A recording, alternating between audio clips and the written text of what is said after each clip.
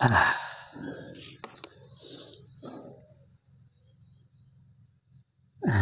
jadi ini air doa.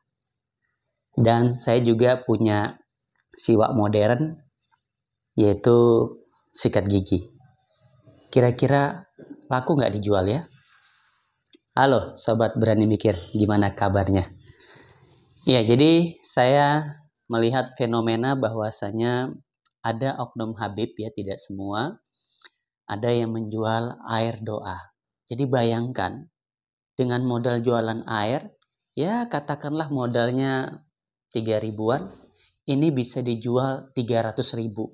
Jadi untungnya itu wah 1000% para sahabat sekalian.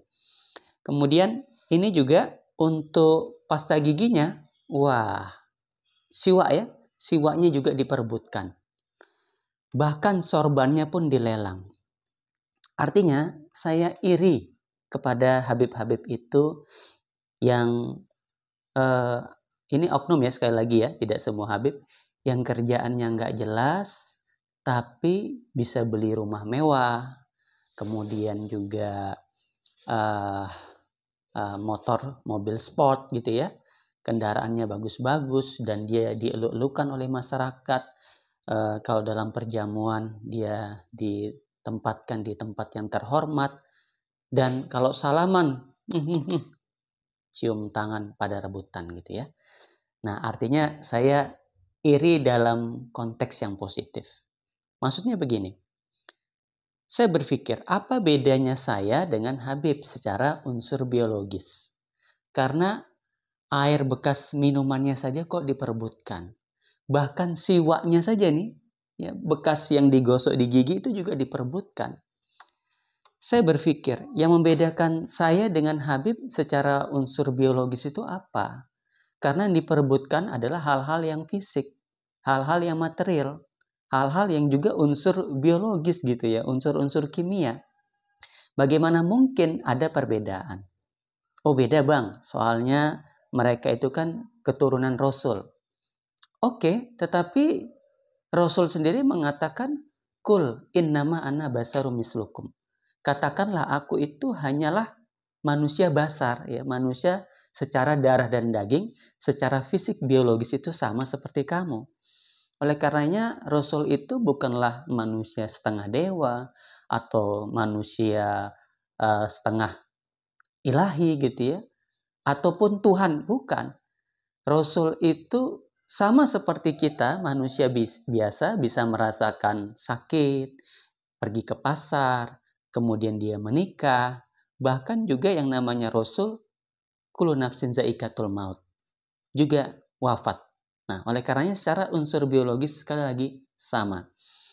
Oleh karenanya, kenapa ini perlu saya sampaikan? Ini supaya kita mau berpikir ulang. Apakah betul yang kita perebutkan itu berupa air seperti ini? Ya, ataupun siwak dan barang-barang milik Habib yang notabene juga sama seperti kita sebagai manusia biasa ya, secara unsur biologis. Bukankah kita diajarkan bahwasanya di dalam Islam itu manusia dinilai keistimewaannya itu bukan secara unsur biologisnya, bukan karena keturunannya, bukan karena pangkat, bukan karena hartanya, namun secara value itu dinilai adalah bagaimana tingkat keimanannya, ketakwaannya, akhlaknya, karakternya, perilakunya. Jadi di situ, ya, bukan kepada unsur-unsur yang sifatnya biologis, ya. Nah, oleh karenanya ini juga menjadi bahan pemikiran, bahan kajian kita tersendiri. Lalu apa yang kita uswah dari seorang Rasul atau utusan? Apakah jenggotnya gitu ya? Karena kalau kita bicara jenggot, ya orang Arab semua termasuk Abu Sofyan yang memusuhi Rasul pada waktu itu juga jenggotan. Ya, apakah dari segi pakaiannya, budaya Arabnya? Nah, itu yang perlu kita berpikir ulang. Terkait bagaimana manusia merasa lebih superior ya, merasa superior daripada manusia lainnya, juga sejarah membuktikan bahwasanya itu bisa mengakibatkan kehancuran ya, bisa mengakibatkan ketimpangan dalam kehidupan bermasyarakat, berbangsa dan bernegara. Kita kalau kembali ke zamannya Hitler dulu, bagaimana bangsa Arya merasa superior sehingga bangsa-bangsa yang lain itu rendah. Terjadilah peristiwa Holocaust di situ. Kemudian juga di Perang Dunia Kedua ya, bagaimana Jepang juga merasa superior sehingga dia menjajah daripada negara-negara yang berada di Asia. Kemudian juga di Afrika ada sistem apartheid, pemisahan antara kulit putih dengan kulit hitam. Kita lihat di situ terjadi juga perbudakan, dan dalam hal perpolitikan itu juga terjadi diskriminasi.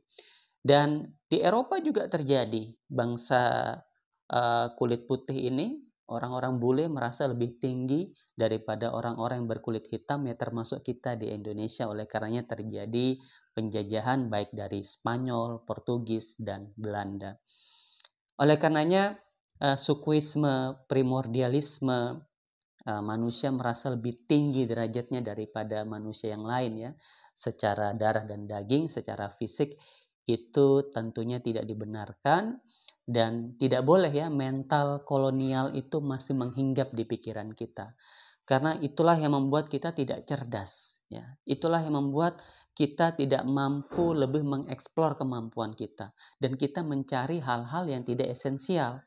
Seharusnya hal-hal yang substansi yang kita pelajari, yang kita perebutkan. Jadi perebutkanlah nilainya.